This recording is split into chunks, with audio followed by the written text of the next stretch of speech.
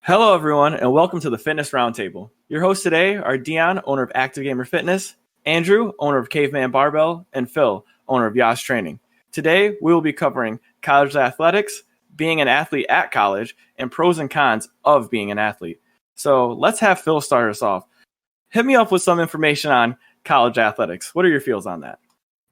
I think that it's a very broad topic. We're going to talk about a lot of the experiences that we've had, but we'll probably also touch on a lot of the, like nationwide, stories that come along with college athletics.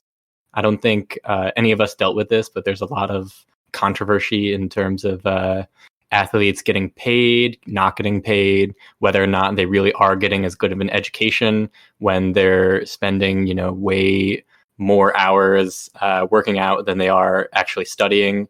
I think that my experience with college athletics was very positive. I've also spoken to a lot of people who went to various schools nearby mine, and even the same one that I did in different sports that had completely different experiences. What about you guys? I've had some wild experiences with college athletics, being a college athlete and then diving into different forms of sports. Starting off being like a track athlete in high school, then adding soccer, and then going into college to be a soccer player. I had a lot of different views on this. I think we should probably kick it off with our experiences as a college athlete, like personally, and then kind of keep moving through that. All right, so I'll drop mine. So I first went to a community college, which is a lot different than like your D3, D2, and D1. So I guess like a TLDR. So there's multiple different levels of being a college athlete. You have your Division 1, Division 2, Division 3, and then I think I was in, it's called JUCO. Just a smaller subsection. It might be wrong. I might have to look that up, but it's a smaller subsection. It's not involved with the D1, D2, and D3 for community colleges. So I was a fresh new athlete. I just played 1 year of high school soccer, and I moved up to community college, and I feel like a coach makes a big difference in a lot of sports you play. So I had a decent coach, but he really didn't, foster proper team building sports. Like, it was really difficult to understand certain like formations. He didn't really have like a formation. We always changed our formations to like battle a different team or a better team. We never kind of found our home.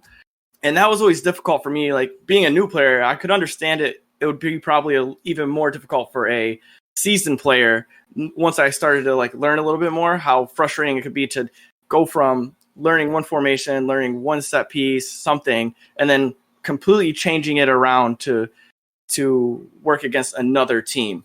I know you got to make your changes here and there when you're playing a sport or when you're trying to battle, but I know for me, like, my college coach really didn't foster that kind of foundation for our team. And I know like that is probably a big thing that a lot of people will get when they come out of high school.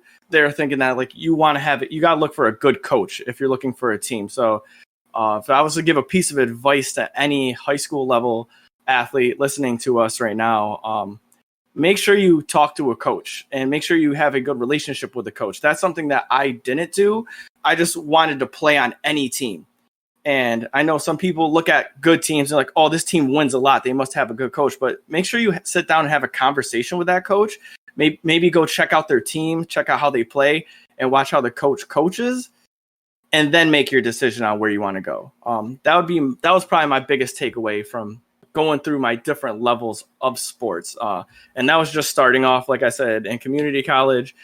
And then I went to a D3 where I went to SUNY Oswego. But I'll leave that conversation for a little bit later because I have a lot to talk about on that. So I'll pass that off to Andrew. How'd you feel about your first collegiate level experience? First collegiate experience was at Hartwood College, which is in Oneonta. That was pretty fun. I mean, I dove with Phil, but I dove on the team that Phil was on. And it was definitely interesting because I went in not very good. At that point, I only dove for 2 years in high school. And I came from more of like a parkour type background. Like I was doing backflips at the local park and just doing random flips and stuff like that. And I started doing it on a diving board, and I had zero form, zero technique. I was awful. And so it was interesting going to a D3 team, which at that point was very, very good. I think, what did we come that year, Phil, at the championship meet? Third or second, I think. We were pretty good. And we went. Yeah, I think so. Yeah. We, I think, only lost one dual meet. I don't quite remember. But Yeah. either way, like, yeah, we were pretty good. Mm-hmm. So, I mean, being a very bad diver on a very good swim team definitely brought a lot of pressure from a lot of different sources, but ended up doing pretty good and got pretty good. But my goals were not aligned with diving at that point, and definitely not aligned with Hartwick. So I left, went to the same community college that Dion went to, played 2 years of, which I just looked it up. It's the NJCAA. NJCAA? Yep, the National Junior College Athletic Association. And Cool. so played 2 years of ball there, which was definitely the most fun I've ever had on a sports team, but the worst time I ever had playing a sport. Hated it. Really realized I did not like team sports because I was a goalkeeper. So, I mean, you're getting shelled every single game and losing. It's not that much fun. But so I kind of lost my love for soccer there. But when it comes to the ways the team were ran, Hartwick was very, very well ran. Dale, the head coach there, was great. Paul was great. My two dive coaches were good. And yeah, I mean, it was a good program. And then FM was more lackadaisical, and I think that just comes with a junior college team. I mean, the turnover rate is so quick, man. You're just sitting there basically changing underwear at that point, and you really can't get a cohesive team. And it's tough. So I mean, it's hard to coach community college sports, I feel like, in general. But yeah, well, both of them were overall pretty positive. I mean, definitely had its ups and downs, but 7 out of 10. I'll give it an 8 out of 10. straight up 8 out of 10s. Yeah. So yeah, Phil, how was your first experience as an athlete in college? So I was in high school. I did cross country, swimming, and track, but I decided that I wanted to stay with swimming as I went to college, and I ended up improving a lot over the course of college. Over the 4 years that I swam, but going into my freshman year of college, I knew that I wasn't going to be, the best guy on the team. I knew that I was just going, and no coach was going to like beg me to swim for them. But I had some experiences while I was touring colleges in New York State where some of the coaches would like set up a meeting with me and then just not show up, or talk about like my place on their team in just such a rude fashion. I understood that like I wasn't going to be the top scorer, but I had this one guy who was like, yeah, I guess we could get you on the team, but like, I'm not sure we'll have room in the pool.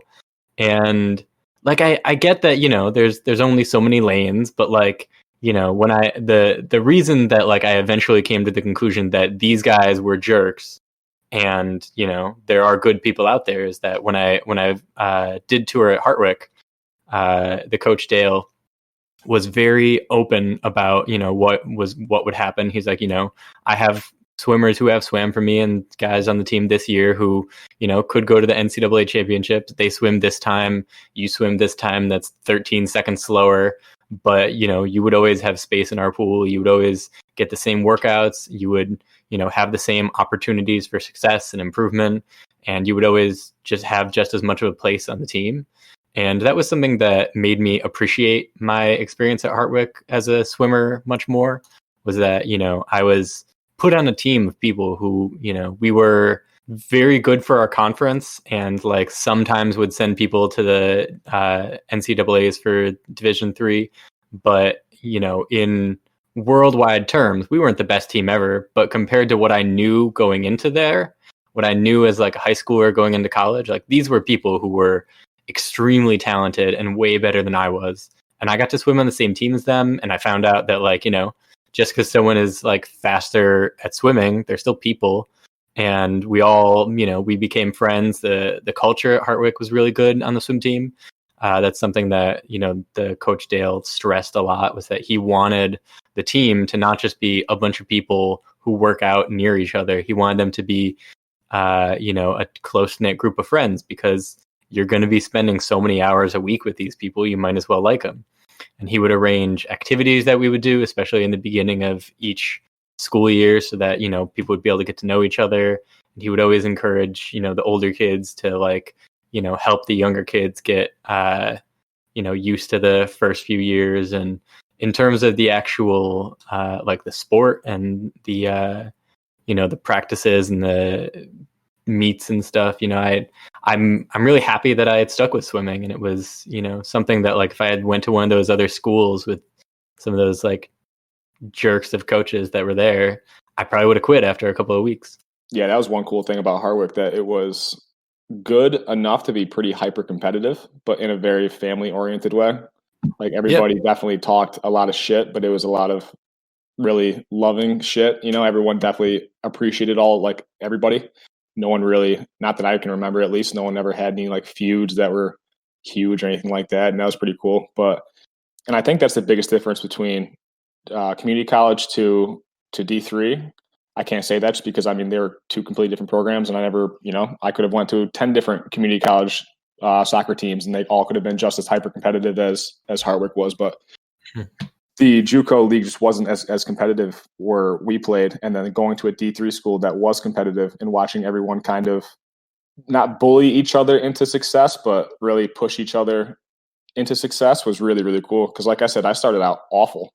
I don't know how many people who are going to listen to this know diving terms, but I started out with 6 dives on both boards being 130, 140, which is absolutely atrocious, and ended up hitting, scores of 260, 270 on the 3 meter and 250 on 1 meter. So, I got pretty good. And I think that's just because everyone was like, dude, you can't be bad on this team. Why are you bad?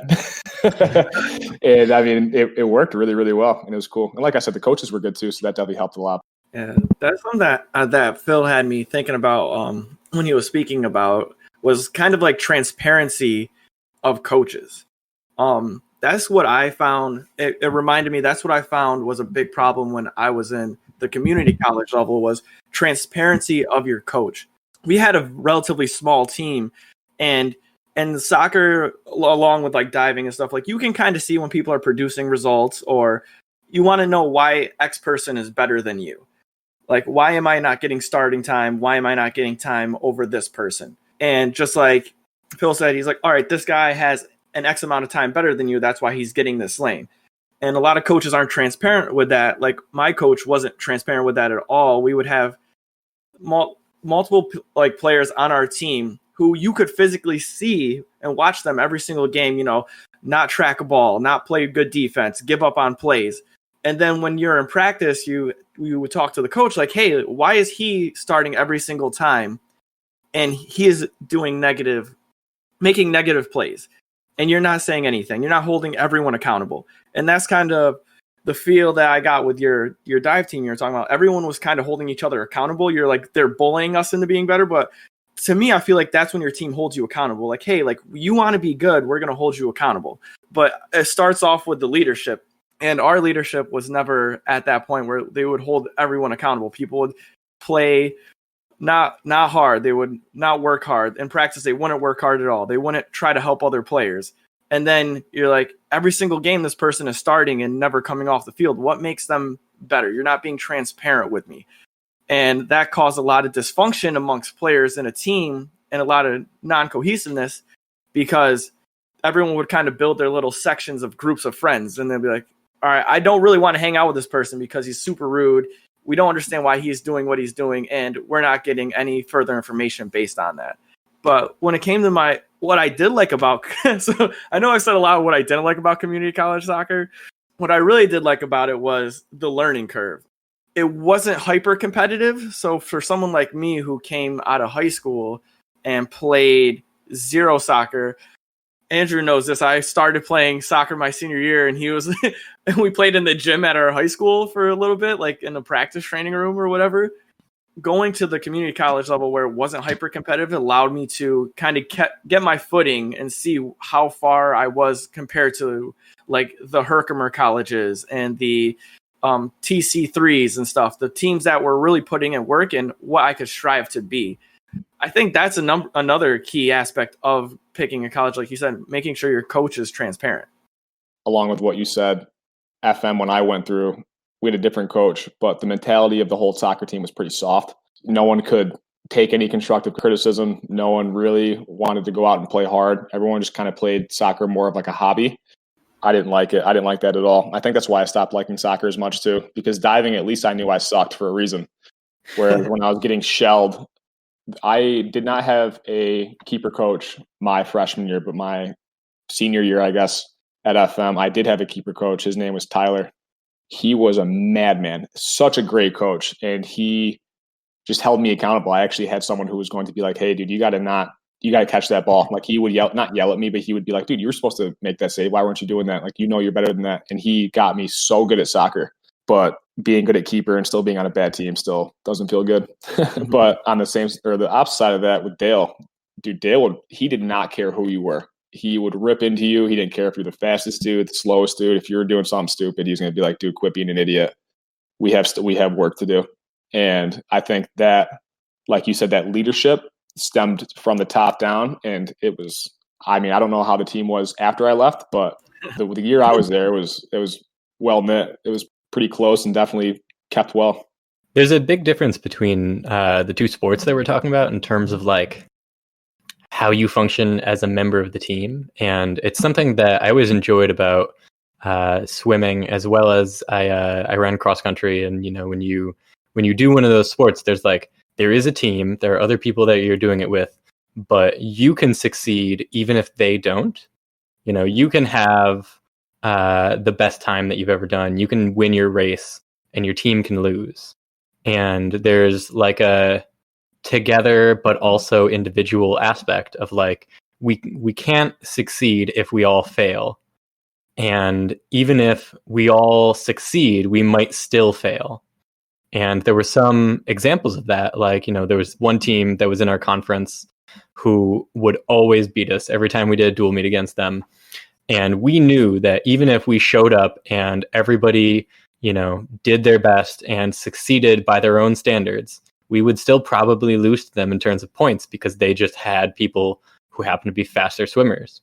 You could go into a race, you could have the best meet of your life, but your team could still lose. And that was something that like you had this like together feeling of like, what you do matters, but what everyone does still also matters. If you are on a soccer team and you're the best goalie there is, but they still score one on you, and then your team doesn't have any offense and they don't score any, then how good you are as a goalkeeper doesn't end up mattering. And how good you are in one of these swim races, you can like look at it on paper. You can tell someone like, okay, I made a bunch of saves and I only let one through. But in swimming you can be like, okay, I won that race, I scored this many points. And that was something that like kept me in those sports, was that like I could measure my success independently and against myself. Was that like if I go out there and maybe we win the meet but my races go poorly, or maybe we win and my races go well, I only have one person I can blame for my own performance. That if I touch the wall and I finish my race and then I look up at the clock and it says something that I'm not happy with, I can't turn to the guy next to me and be like, what were you doing there? Like, I swam my race. Yeah. It's not a team sport in that way. And that's something that I always liked about it. And then what you were saying about how Dale would treat people, he did, there's a point to which like he gave maybe like a tiny bit more of his attention to the people who were a little faster, but he would never give them better treatment. Maybe it was just that like, they needed a little bit more, push because they couldn't, they were those type of people. Maybe some people that were a little slower needed that as well. And, if he looked up and some people were supposed to be like doing push-ups up on the deck and he looked up and they're like wrestling with each other, he'd shout at whoever it was. He's not someone who shouted all the time, but like he's not going to let it slide if you're the fastest kid on the team, and he's not going to let it slide if you're the slowest. He cared about people putting in hard work and improving over time. And that's why I like stayed on the team, was that like those were the values that I valued. that, you know, if you get up, you do the practices, and come the end of the season or come whenever the meets are, that you like show that you've put in the work and you've made the improvements, that you're like recognized for that. And I had team members who were, you know, miles faster than me, just so much better than I was at swimming. And they would say that they, you know, admire my hard work sometimes, but like, it's not about like how good you are in the pool, because none of us were going to the Olympics. You know, people would admire each other for like how much they could put into a swim workout, or, you know, anything like that. And that was like that culture of like, you know, we were pushing each other, and what did you say, bullying each other into success. It was like, what are you doing spending so many hours here if you're not going to get better? It's, you know, and that wasn't just towards you, that was towards everyone. You know, we had people every year who would come, you know, in the beginning of the season and then drop out after a few weeks because they weren't trying, and they weren't, you know, they weren't really putting it into it. And you didn't have to be fast to get the respect of the rest of the team, but you had to be committed. You had to care about what you were doing. And that's why I loved it. Yeah, Phil, that kind of moves me into my feels with when I was in Oswego, because you said you have to be there and be committed and work hard. When I graduated from my community college, I went to SUNY Oswego, and it's a D3 college. And I don't know what other sports you guys played, but did you guys have like a preseason or a like summer season that you had to participate in? I think FM had like a 2-week preseason. Yeah, it might have been a week. I'm not sure. Yeah, it was either, I think my first year was 2 weeks. Year after that, it was a week. And it was, basically like all the international kids that would play, which were like 6 of them. And not even international, like international, and then maybe the kids from the city or out of state would come up, and there'd be like 6 to 10 of them. Mm-hmm. And then they would live at the dorms and then do the week or so of preseason, and the classes would start. But nothing ever super serious, especially for when I dove. I mean, because my diving coach was a lot more lax than the swim coach was. Okay.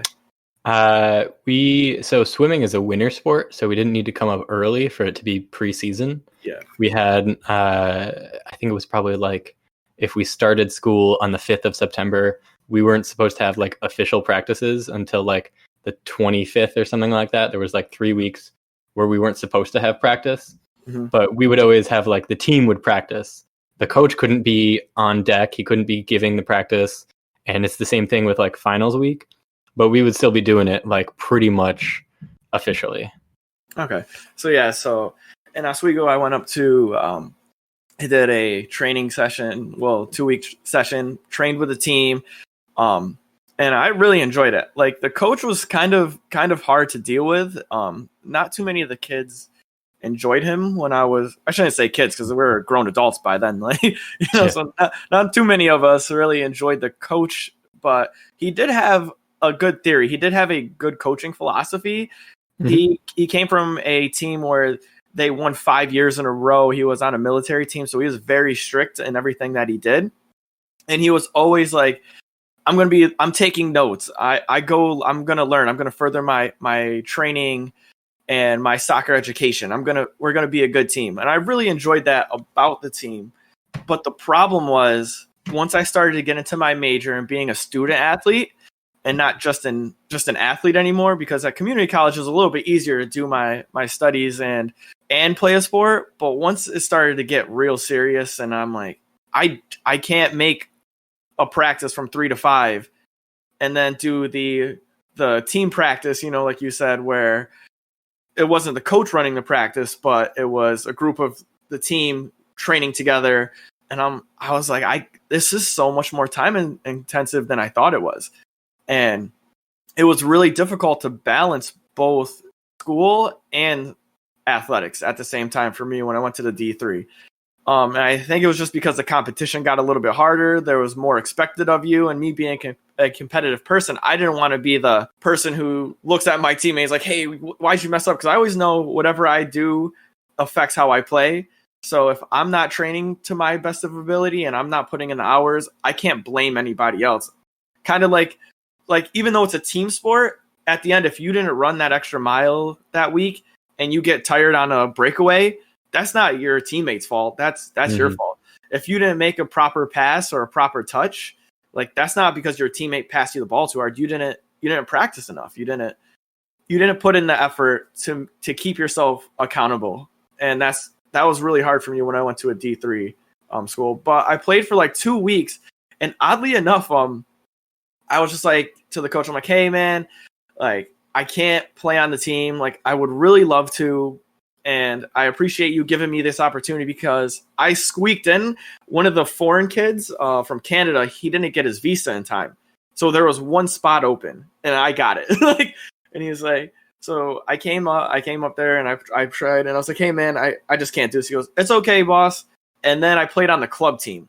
Now our club team was very competitive and I really enjoyed the lacks of how club teams were. So it was a really weird transition for me from going to like a community college to a D3 team and how different they handle their sports and their student athletes. But I mean, they did give a lot of the student athletes a lot of breaks, which was surprising. Like I wasn't really used to that. So if you couldn't take a test because you had a game, you just bring in a slip to the teacher and say, or the professor and tell them, hey, I can't make this day. Can we reschedule it? And they were kind of like obligated. I don't know how it is for bigger schools. I'm pretty sure it's even more serious than that, where they can pick a day they can take the exam and they work around your sports schedule. But that was always the crazy thing for me was how easily they were willing to work with you in the administrative side to help your student athlete. So that was kind of like a big transition for me when I switched from a smaller school to a bigger school. Yeah, I feel like once you go to a bigger school, every single time you jump, you're going to get more and more things available to you because going from community college, or I guess not even that, going from D3 to community college, I don't want to call it a budget change, but I definitely saw how the athletics were handled at a community college level to a D3 level, like you just said. Mm-hmm. And then going from D3 to D2 and then so on is just so much more. You have so much more given to you, and not given to you because really you deserve it at that. I mean, you have to, because at a junior college level, I was giving a lot of time to soccer and I was being allowed different test dates because of my schedule. And D3, like we got that as well. You know, we got a lot of leeway because we were athletes. And then we had Hartwick's a cool school when it comes to, they have D3 programs, but they have 2 D1 programs. Soccer or men's soccer and women's water polo. I don't know if it's still like that, but it was when I went through. I think they've actually gotten rid of them. Yeah, I thought so. The past year or so. Mm-hmm. Because our women's water polo was absolutely disgusting. They were so good. They used to go against schools like Stanford, Hartford, like Harvard, like big schools, and they were just disgusting. And then our men's soccer team used to be very good back in like the 70s and 80s, I guess, but kind of fell off the wagon and just never came back. But even then, seeing this small school with about 1,600 people in it, what they would give to the D1 athletes because they had to. They were doing so much more traveling than we were because for D3 and junior college, I never left the state, you know, and these guys were leaving and going to Texas. They were going to California. They were going everywhere. And so you kind of have to give them that leeway, especially once you get to schools like Dion, you and I were talking about before we started recording, Texas A&M. You know, that's a massive school, and their athletics bring in $220 million, I think you said, or 219 something crazy. And $219 million. And why I understand that athletics shouldn't be the number one priority for a student athlete. It should be student and then athlete. But if you're expecting, I mean, I'm talking D1 at this point, if you're expecting these kids to go out there and perform in front of 30, 40, 50,000 people live, and then not only that, but having millions of people watch them, yeah, I think you have to give them a little slack. I mean, you know, there's so much pressure on you. If you go from being a good team to going defeated, you have grown ass adults talking shit about you. You know, you're an 18, 19, 20-year-old kid playing ball, doing what you love, and then you got grown ass men and people talking shit because they have nothing better to do than watch kids play ball. It's a lot of pressure that I don't think a lot of people talk about. And no, that's so factual, man. That's a wild situation. Like the amount of money people spend and the kind of heat that they get because they are treated like professional athletes. I've definitely heard a lot of household names of football players, you know, and families are like, "Oh, he sucked. I lost a $20 bet on him." Like it's their fault. Like this is a college student. It's a kid. Yeah, there's a lot of expectation on being a student and an athlete, and that like in D3 and especially D3 in general, but especially at Hartwick, we were emphasized that whole student first thing, and I was able to make it work. But if I can look back at my own college experience, like maybe I should have devoted a little bit more time to my studies. And the swimming schedule was, without even counting morning practices, if you were doing like a 4 to 6 swim practice, you would be doing your weightlifting and dryland workout between 2 and 4. You had all your classes in the morning. Your whole day was filled with this. You're committing so much of your time and who you are that like I understand when people do sports in college, whether it's D3 all the way up to D1, that they identify so much with their team and their identity as an athlete because they didn't have much time to do anything else. I mean, we got out of practice and we'd go to dinner and then we'd be like beat and done for the night. You're not going to like take up a whole bunch of hobbies or join a whole lot of clubs. You're not going to have like a college radio station when you're working out 30 hours a week. I had friends who really struggled with the balance of academics and athletics, and a lot of the people on our team would fail out their first semester and then like have to no, not you. I can think of like 5 or 6 other people that would one of the guys who ended up being one of my senior year roommates, his first semester got like maybe under a 1.0, and he ended up coming back to school and I think he finished out his degree and now he's in the Navy maybe. But he, some people, they're like, they don't understand enough about freedom because of how they grew up, that like now that they're in control of their whole day, they like, maybe they'll go to class or maybe they won't. Maybe they'll just play video games and go to like swim practice, but then not go to class and not study.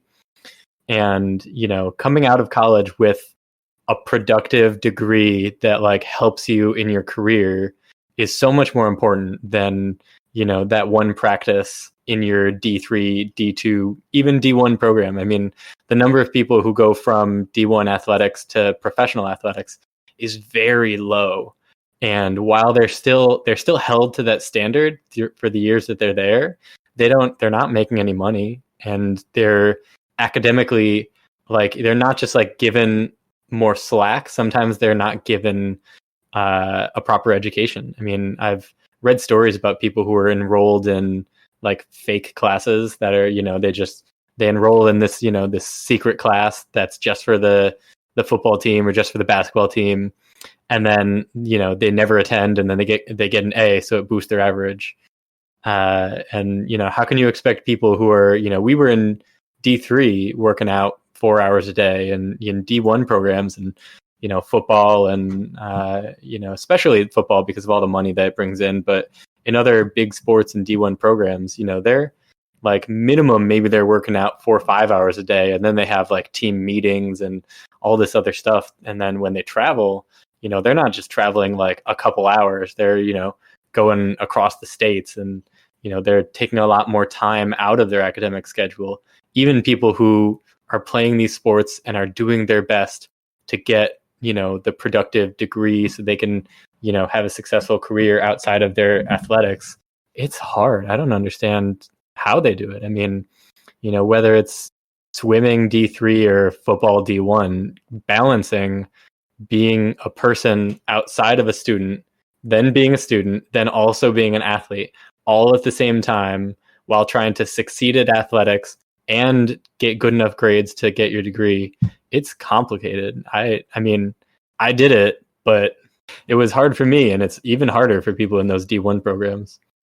Like you said, when I was doing the D3 training for soccer, just like a small breakdown was, practice for 2 hours. Then we actually did have weight training. So we would train, in the gym for an hour. We have team meetings, watching film. And then you have like team bonding with your team. And it wasn't expected, but you kind of did it because you don't want to miss out on that stuff with your team. And then before I knew it, my 12-hour day, because I wanted to sleep a little bit, was 6-7 hours of soccer. And within that time, I had to eat, travel to and from the field, travel to my classes, make sure I studied. And then I had a super, I'll admit it right now, my GPA, I think was a 1.3 my first semester. I got put on like academic probation, and it was because of that. I would train so much, and then I'm like, I don't really want to read this book today. I don't want to do this. Like, this is not what I want to just lay here. Sometimes I would just sleep, and then next thing I know, I would go into my class, and I'm like, wait, what have we been? I haven't been here in like 2 weeks. The last thing I remember you talking about was the geology and all this other stuff. I'm like, I don't know what you're talking about. This is a what? This is a physics class? Like, when did I sign up for this? When I'm thinking of like D1 athletes, I really believe they should. I mean, I'll say it right now, I think they should get paid, because if you're putting in all this time, your degree probably isn't something that's hyper difficult. You're not like working for your doctorate or anything. You're not working for your PhD. You're probably just really you're kind of commanded to focus on the team, because I feel like a lot of politics play into effect on that. Like, oh, you're not really focused on this team, you don't need to be here. Then when you don't need to be here, you lose your scholarship. And then now you can't come back. So it's do I choose to put and devote all my time to this one sport? And then, like you said, you graduate because you had your like fake classes, or you took a very simple class that has nothing to do with your degree just to boost your GPA. You get a degree in something that you really don't care about, and then you can't apply that to a job when you don't get drafted to the NBA, the NFL, the MLS, and you're kind of stuck on, well, what do I do now? And I feel like if these athletes got some percentage of what they made the school, and I'm talking about the larger D1 things, like we said, Texas A&M, I have the finances here for this, for the total revenue. Like Texas A&M was $212 million. Ohio State, this is for their football teams, were $205 million. Michigan was $195 million. And Alabama, these were just the top five. Alabama was $177 million. Now, is that per year? Yeah, total revenue. Wow. Yeah. And if that's what you're making during those times, and this is and just to clear it up, this is for 2017 to 2018. So it's recent. If you're making your school that much money, and before the podcast, me and Andrew were talking about this, we did the math. If your tuition's $100,000 and that's what they're giving you is like full ride, full scholarship, everything included, whatever, $100,000, that's 0.0005% of what the total revenue is that they made as a school. And when you're done with your degree or your 4 years, you don't make it to the NFL, you're just actually left with nothing. But this school has, off your 4 years, if you're a star player, but you just don't make it to the NFL, you've made this team $800 million. Like, yeah. And you got nothing, just a 4-year degree that says, hey, I'm sorry. And that's my, that's my piece on that. I completely agree. It's not just like, should they get paid for what they're doing? Yes. But should they get paid?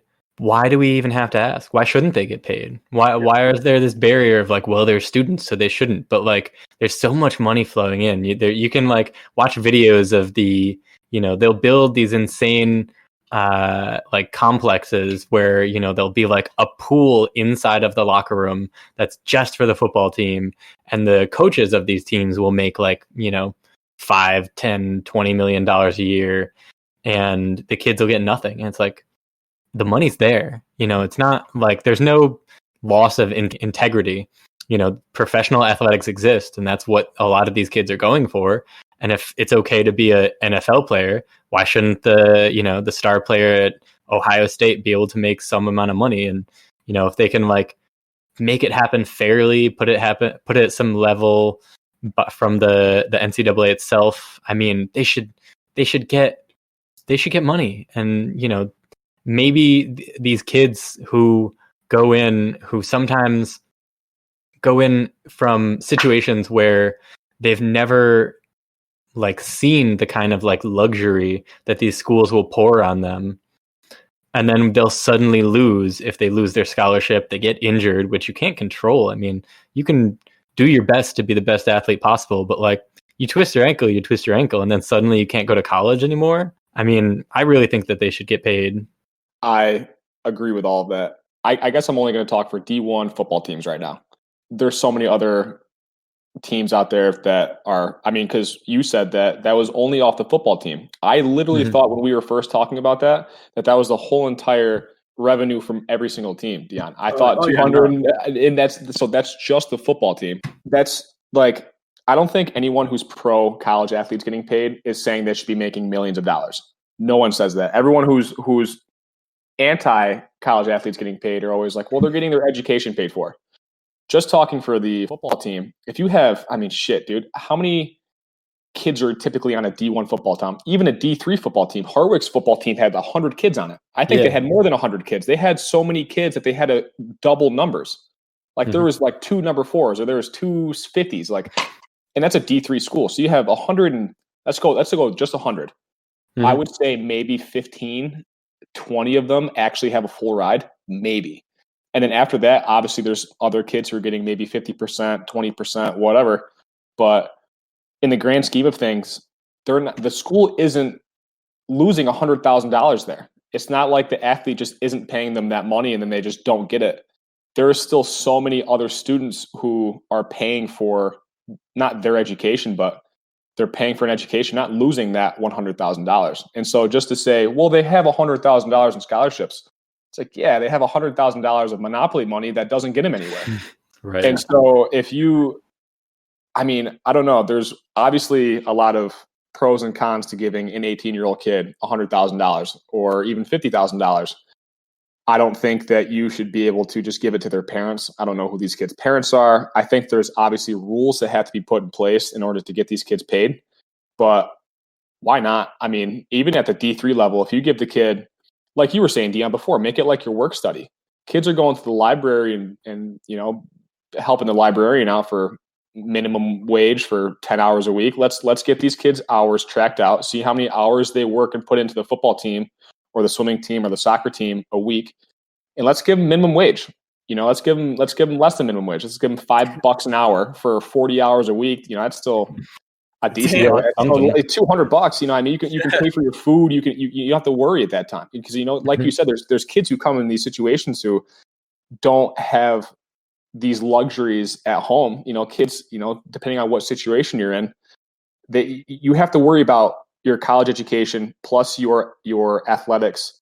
Plus now you have to worry about how your family's going to eat back home. Like I'm worried about my brother and sister or my mom or my family. Like there's so many other worries that these kids have that if you just gave them a little bit of cash, man, I don't know, not even a little bit of cash. I think D1 kids deserve more than minimum wage per hour. I don't know how much they deserve, but they deserve a lot more than zero. Well, to go off of what Phil said earlier and give you like an idea, you said the coaches getting paid. The number one paid coach is from Clemson. He gets $9 million.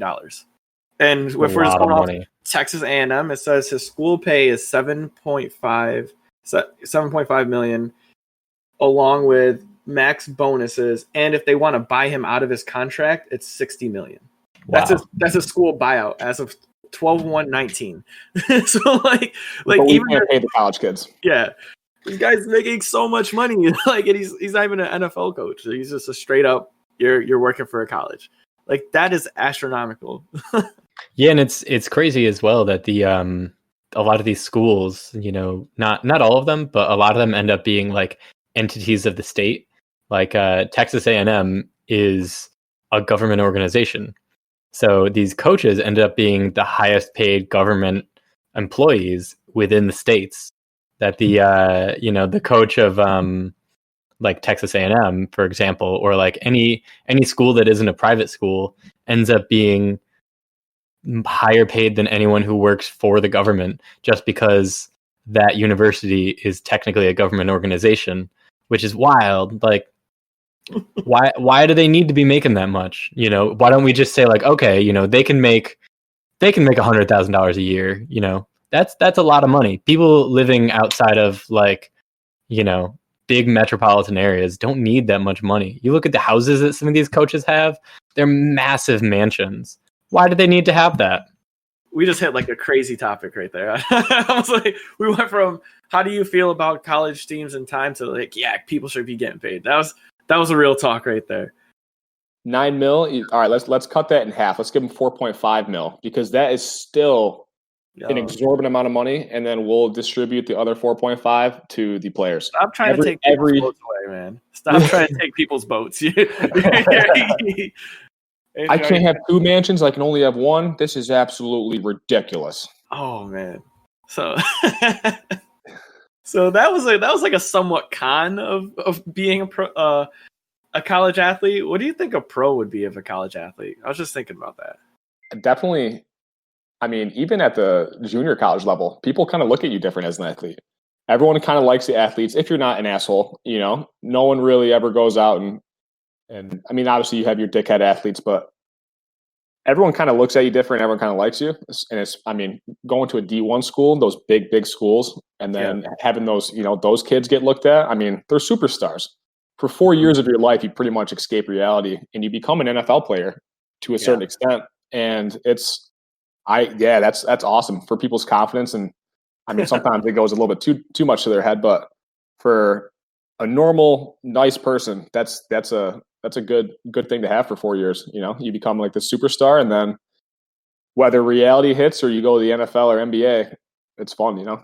No, I feel that, because when I was thinking of when I was a collegiate level athlete, there were so many more pros, I believe, that were off the field than there were on the field, I guess I would have to say. So for me, I enjoyed the fact that I would have a bunch of friends that I could hang out with. Like, honestly, you built a team and a group of friends. There's people today that I'm best friends with who I would never have met if it wasn't for soccer. And we built such a good, long-lasting relationship that I'm really happy for that. Like, I was really very excited that I could do that. And when I went to D3 and I noticed that people were doing like the Greek life stuff and doing like fraternities and frats, and they were paying for this, and, you know, you had to like pay your donations or your dues to the frat or to the fraternity. And not saying that's a bad thing, but I never had to do that. And I never I never felt like I was enticed to do that or any need to do that, because I always had a group of people who were like-minded. So that was a big pro. Like, obviously staying in shape, that I was in the best shape of my life when I was in college. Just the amount of activity I was doing was probably insane. Like you were saying, everyone kind of like looked up to you a little bit. You're like, oh, I'm a college athlete. And they're like, oh, what sport do you play? You know, and you kind of never really got that when you were like, oh, hey, I'm a linguistics major. They're like, oh, nice. Like, nice. I didn't ask you what you were. I don't care. You know, so it definitely kind of gave you a good feel. And the long-lasting friendships that I made throughout sports, I think, is always the number one benefit of any sport. Even if it's like a solo team thing, I shouldn't say solo team, but if it's something like track where you're kind of gauging your success on what you're doing solely, but you're also a part of a team and it's a small collective, you still create that camaraderie and usually take away good friendships from that as well. Yeah, for sure. I still talk to a lot of people that I swam/dove with and played soccer with. Yeah, I know what y'all are talking about with the camaraderie and, you know, the friendships. I mean, a little less than a year ago, I went to a wedding, the second wedding that I went to for Hartwick people. A year before that, in the summer, so 2 years ago, I saw you at Nick and Ema's wedding. In the spring of 2018, I went down to visit one of my friends from college, another guy, Ryan, in Miami, and we went to a music festival. And, you know, I've seen people here and there, and connections that, like, I don't think I would have as easily have made outside of sports. Yeah, no, like the pros and cons of that is so high. And the last topic I think we wanted to kind of touch on, and I think we should definitely speak on it, is proper injury and prevention for training on a college team, because you stated that you can't do nothing about rolling your ankle and you lose your scholarship. I remember a while back when I was doing my degree for health promotion and wellness management, a college coach. So I have two stories. A college coach got hired because his strength and conditioning training regimen had a very low risk of women on the soccer team getting ACL injuries. Women have a very high risk of doing that in college sports. I don't know why. I don't have the exact specifics on why that is, but a lot of women tend to injure their ACL or MCL in collegiate level soccer. And he got hired because he had a very good program, and throughout his programming, as a coach, he had a low risk or a low rate of females getting injured. And a second story of training and injury prevention was I heard of another coach who would give his athletes Red Bull before games because he said they needed to get energy. And I feel a lot of times coaches try to take on the roles of trainers and coach strength and conditioning coaches, and even like PTs and physical therapists, and they're not, and they're like overstepping their boundaries and possibly causing harm. Like drinking a Red Bull before a game, disclaimer, is not good. Don't do not do that, please. Don't boost your heart rate like that when you're doing long cardio exercise. That's definitely not a plus. So it's tough. There's a lot of gray area, I feel, in injury prevention as far as what coaches can do. But how do you guys feel about that? I'm not going to go too deep again between the differences between JUCO and D1, but the budget that is behind a team obviously increases. And so we had, for a soccer team, the community college level was 2 coaches. That's it. That's the people who ran our strength and conditioning, our cardio, our team, everything. Hartwick, we had kind of 4, because the divers had their 2 coaches and then the swimmer had their 2 coaches, but my coach was still Dale. So I guess I had like 3 coaches, and as you go up with your budget, obviously you get more and more, once again, D1 football players, how many people are coaching that team? I'm not even going to try to pretend like I know the number, because coaches get a huge role thrown on them, especially at lower levels, because you don't have the budget to have a strength and conditioning coach at a junior college level. You don't have the budget for, an assistant coach plus an offensive and a defensive coach. So, these people, I think, kind of get this idea that I have to do everything. And my coach at FM was great. He was a great soccer coach. But when it came to the strength and conditioning and the cardio side of it, I think a lot of that program lacked. And that wasn't his fault. He knew how to be a soccer player. He was a semi-professional soccer player. He knew how to be a soccer player.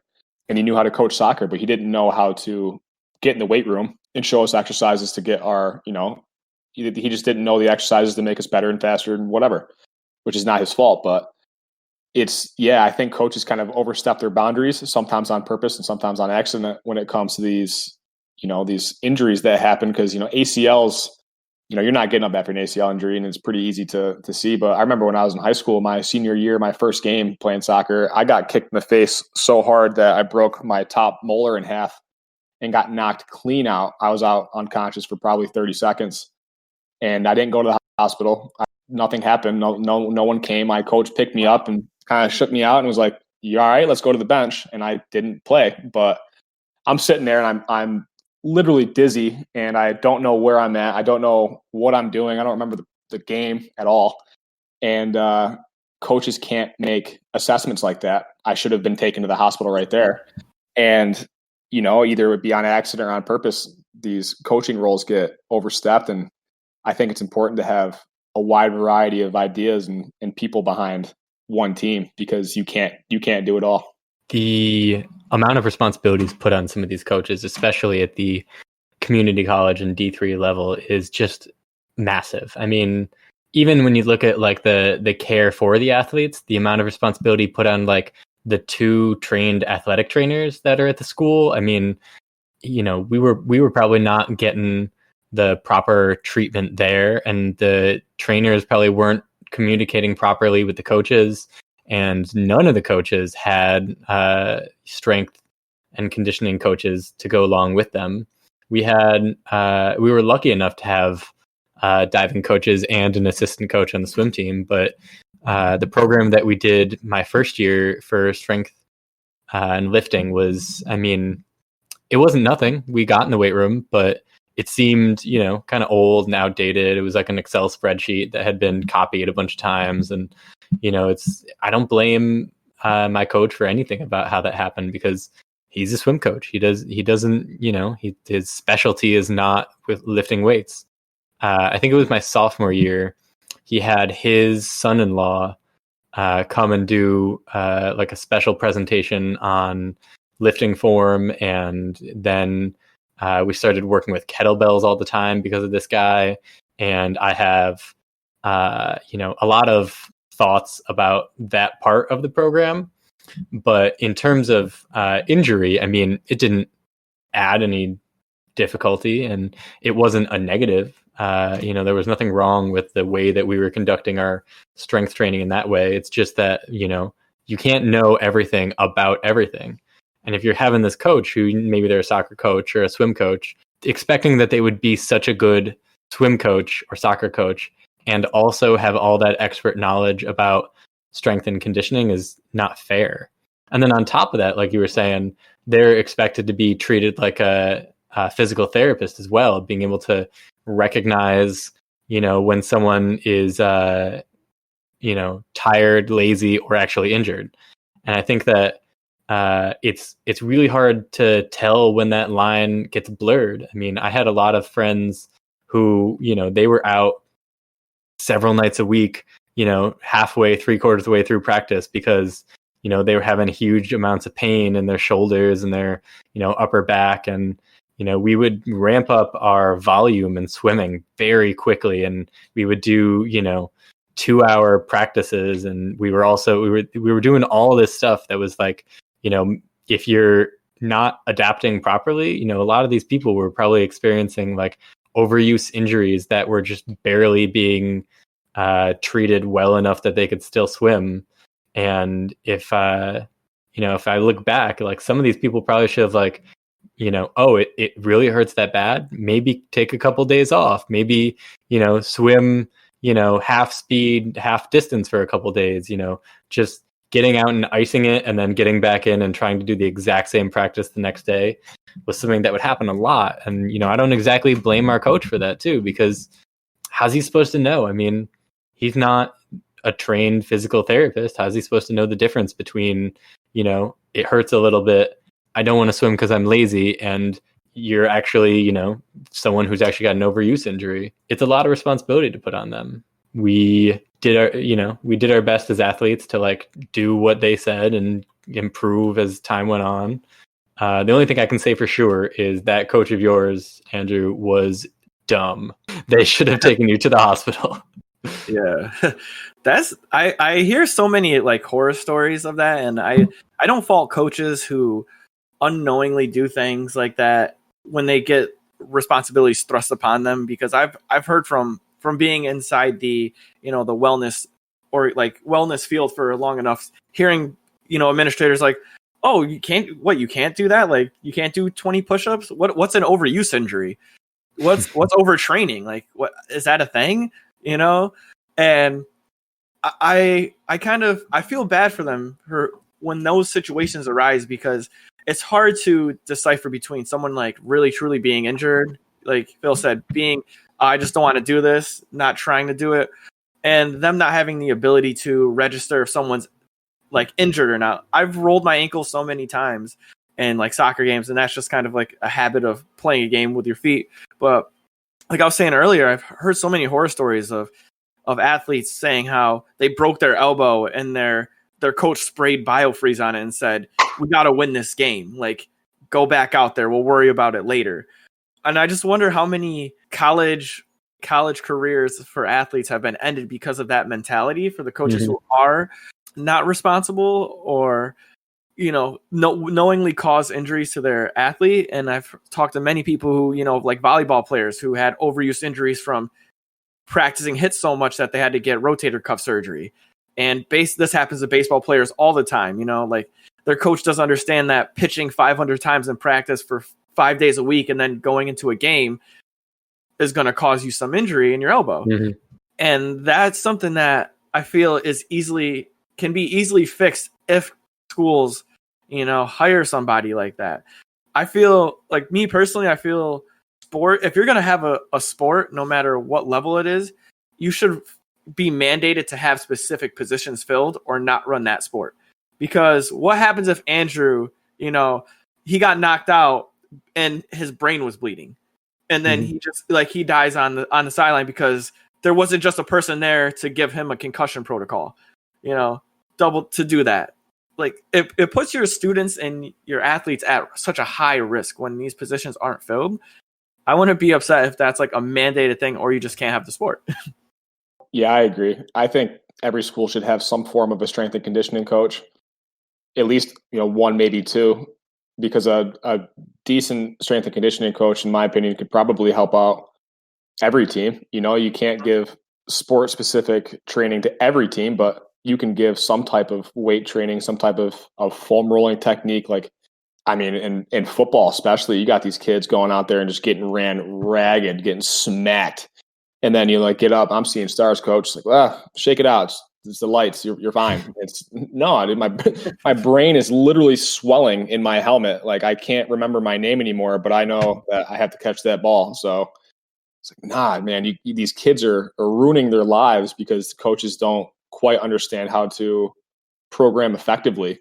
Because I think what coaches fall into that bad habit of is drilling just over and over again and just making sure the technique is dialed down. But sometimes that technique isn't so much a technique work. It's more of, like you were saying, Phil, volume. And sometimes over volume is just so detrimental to health. And, you can be the best athlete in the world. And if you just have a poor program and then just get hurt, then who are you helping? You're not helping yourself or your team. So, I mean, yeah, I agree. I was actually surprised thinking back on it now. I mean, I wasn't surprised then, but I'm surprised they didn't have some type of athletic trainer there to be like, so yeah, his eyes are going like this and he doesn't know who he is right now. We should probably get him somewhere. Like there was no one. There was the 2-3 coaches and then the referees and then a whole bunch of parents who just watched me get my shit smacked. And what would have happened if I died? Because there are cases where these high school, college, even professional athletes are getting smacked in the head and then they can't see straight and then no one does anything about it. And then they go to bed that night and then they die. They don't wake up. What an awful thing to it's so preventable and it's not being prevented. Doesn't make sense. And I don't know how this injury prevention went into a concussion talk. But I mean, they're both kind of the same. They both have to get treated very, very serious because if your brain's broken, that's not good. And if your rotator cuff is getting overused so much that it's going to tear, both of those are not good for your body. So. Yeah, I think that there's like a level of knowledge that I think needs to be on the athletic administrative team or the athletic faculty that if someone there doesn't know this, whether it's a high school or a college, then you shouldn't be able to do it. If there isn't someone like at every game or available to come to a practice, this kid hit his head, call the trainer, or the example that concussions and rotator cuff tears are one thing, but then another similar thing is hydration, in which we could probably talk a whole topic on hydration, but it comes up a lot when teams in the South will be training in 110 degree weather for 3 hours at a time, and people will be passing out, but people will also be getting sick because they're overhydrating. And there isn't someone there who has the authority to say no, it's 110 degrees out, just cut practice. They're just, I agree with you, Dion, that if there isn't someone with that expertise, there isn't a strength and conditioning coach for the school, a trainer at every game, and the coaches don't have the required knowledge or they don't exhibit it correctly, then they shouldn't. If you don't have this as a college, you shouldn't be able to have this sport. If you don't have the resources to serve your athletes appropriately, then you don't deserve to have the sport. Facts upon facts upon facts. We should definitely throw a hashtag in there too. Hashtag get my shit smacked. AK. Dude, oh man. I don't remember that game, but I remember the reoccurring side effects of that concussion. And it was heinous, dude, because I went in, I slid on my side and came to grab a 50-50 ball. And I don't know if this kid missed the ball or what. I know he wasn't aiming for my face, I hope. But he just cracked me, dude. And you ever see those kids who are in a fight and they get knocked out and then their hands go up when they go on their back? That was probably 20 seconds. I don't remember anything after that. But I remember getting off the bus because I never went to the, they put me on the bus. So yeah, we'll get you home. And so I get home and I'm so dizzy. I'm looking at my friend and I'm talking like I'm drunk.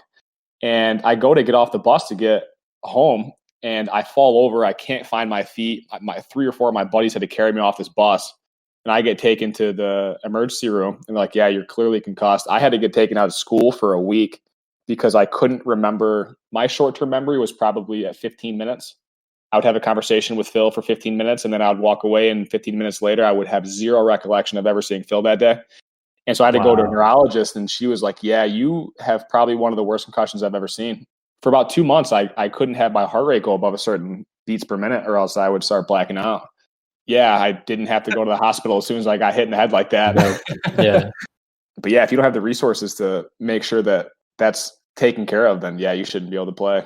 So I think we covered pretty much the majority of stuff. We went off on some fire tangents and spoke on things that we didn't write down the athletes being paid thing, but it was definitely good to talk about that. Do you guys have anything else you want to like add to the realm today?